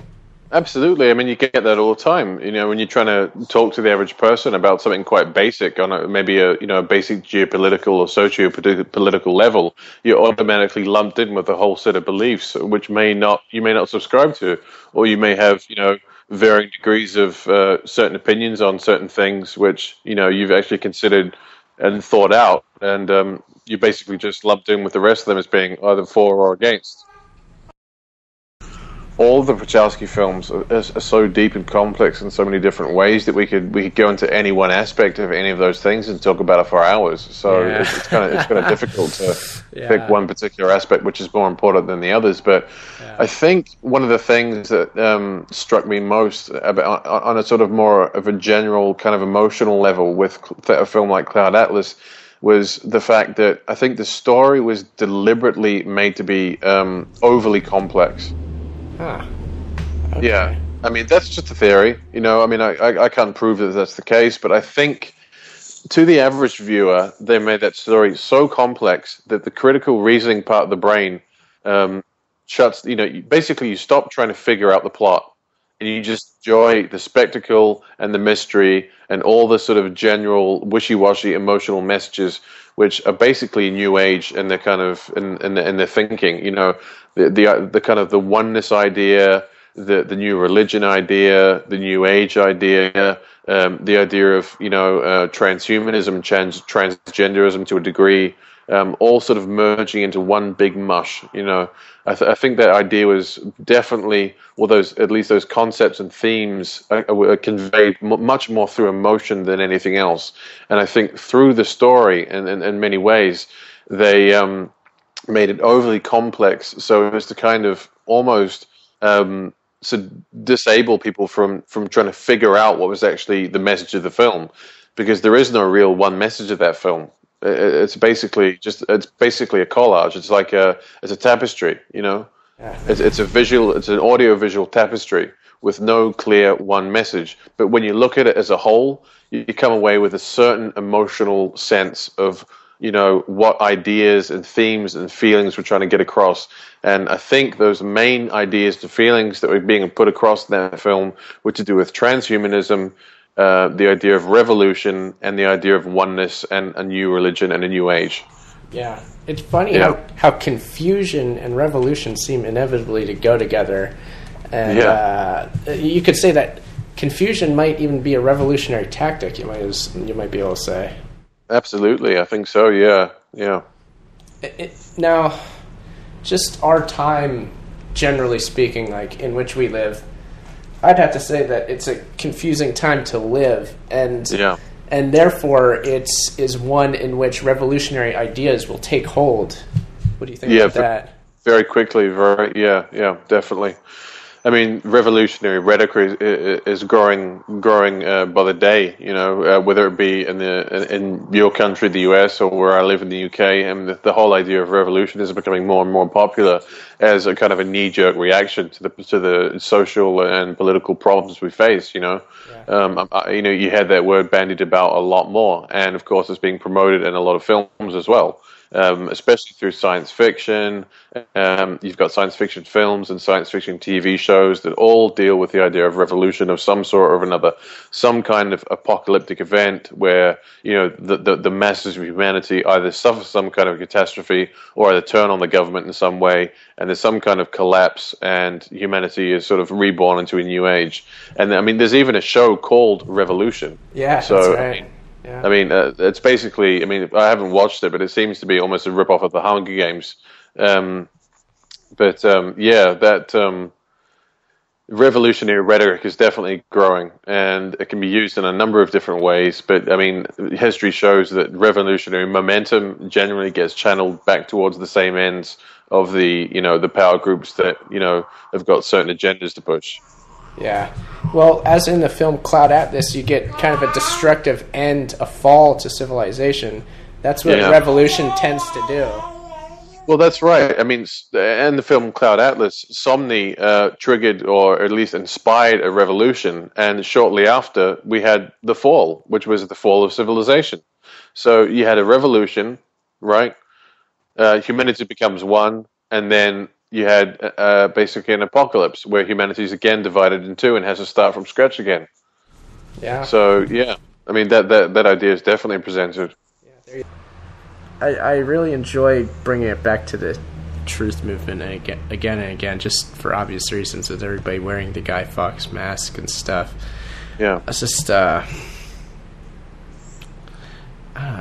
so odd. I don't want to... Again, it's a love-hate relationship with me personally when it comes to like the truth movement or almost anything. Almost anything I really like, I also am wary of it too. Yeah, exactly the same. Exactly the same. I know exactly what you mean. Yeah. Can't help myself. That's just how it is. Well, I mean, the truth movement needs to be critiqued, you know, and I mean, it is critiqued by some people, but I don't think enough, and I don't think to the depth that it needs critiquing, you know. I think, you know, people get swept along by certain ideas a bit too easily, and they get swept along by easy fixes and one-size-fits-all solutions and the idea of mass awakenings and mass movements and mass rebellions and all that stuff.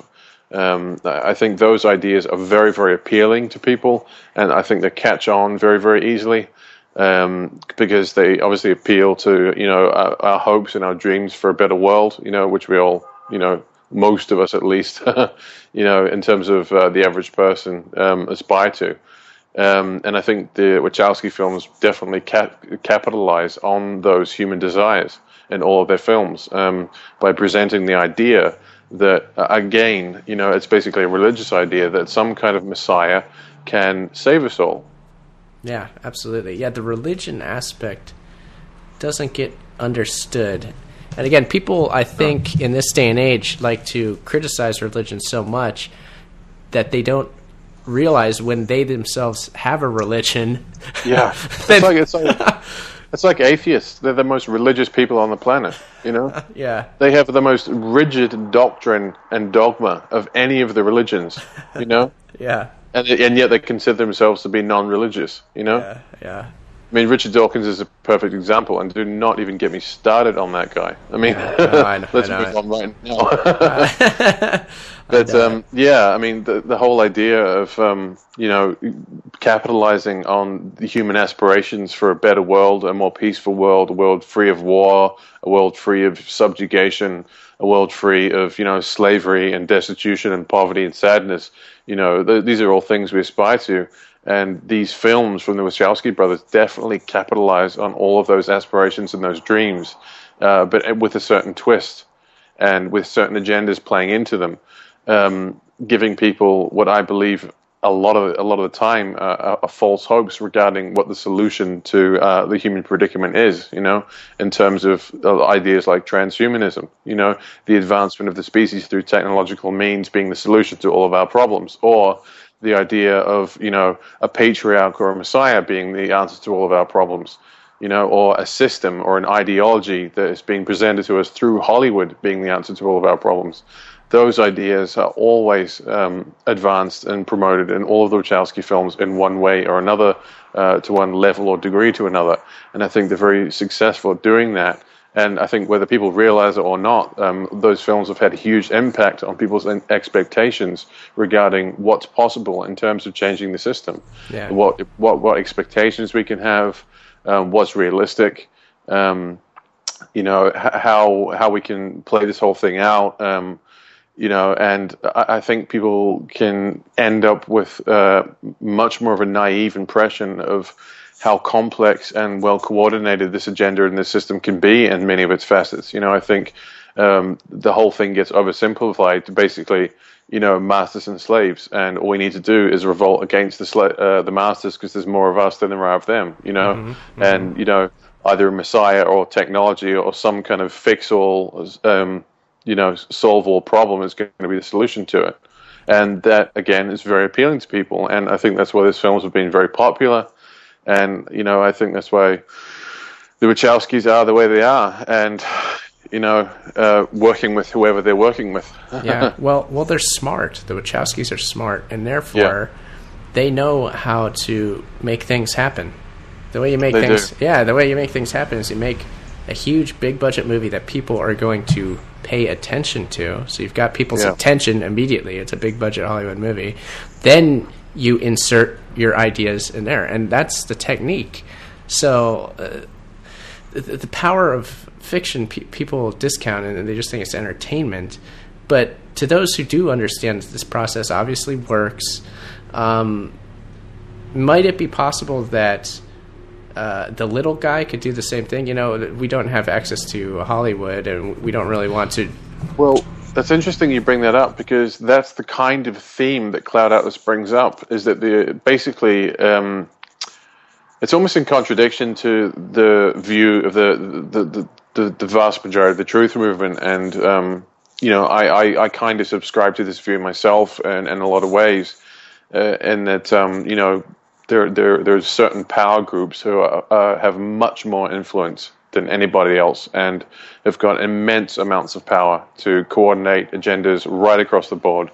However, in the Wachowski films, it's always presented as being basically the old idea of a few bad apples, Yeah.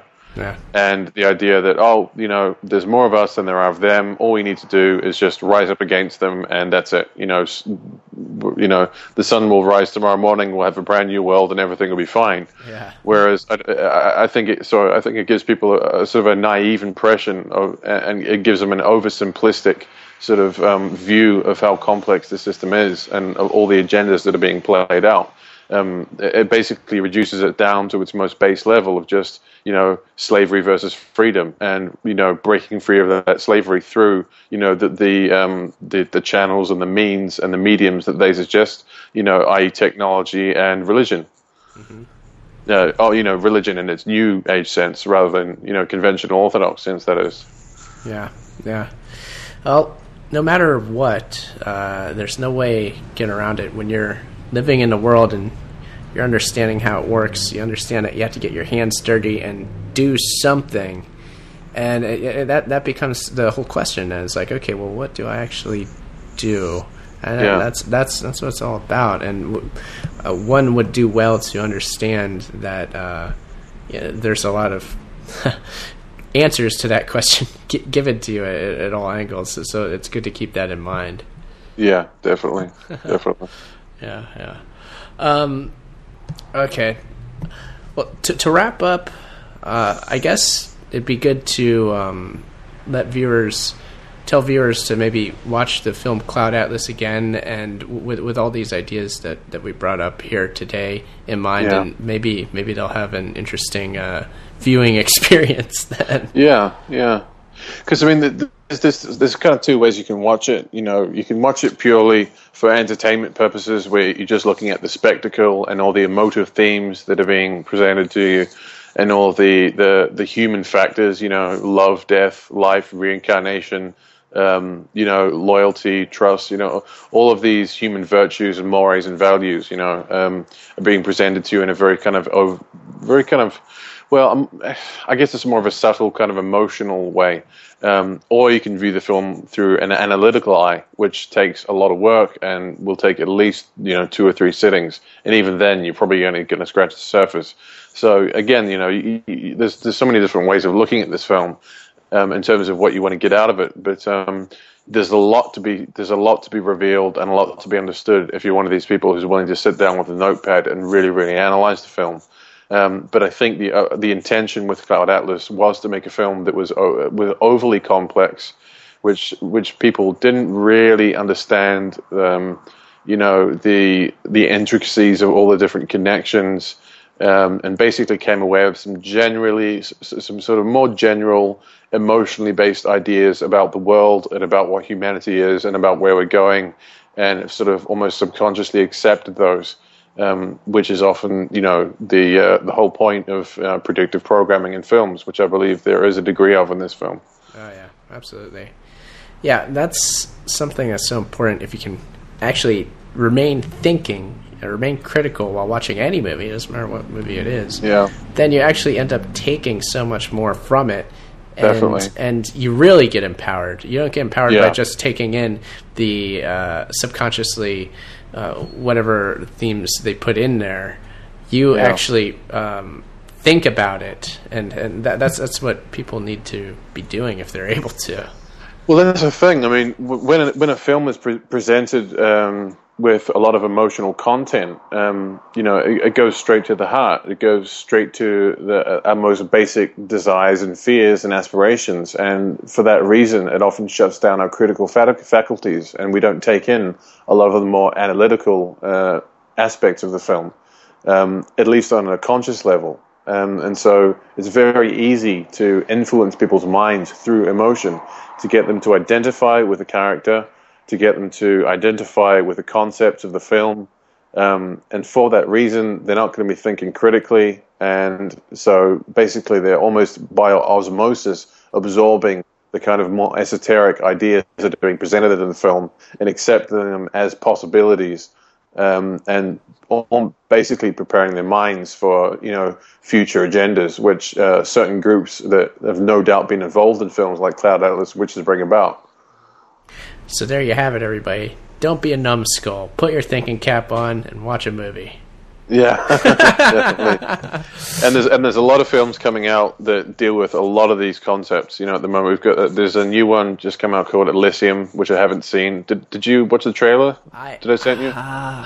I haven't even done that yet. No, I need to. Well, yeah, definitely watch a trailer for that. A friend of mine has seen it and said it is absolutely mind-blowing in terms of its predictive programming element. We're seeing a kind of a resurgence of basically like 70s sci-fi themes like Arthur C. Clarke and even a bit of H.G. Wells and Huxley, like combined with modern sci-fi CGI and modern sci-fi ideas like transhumanism.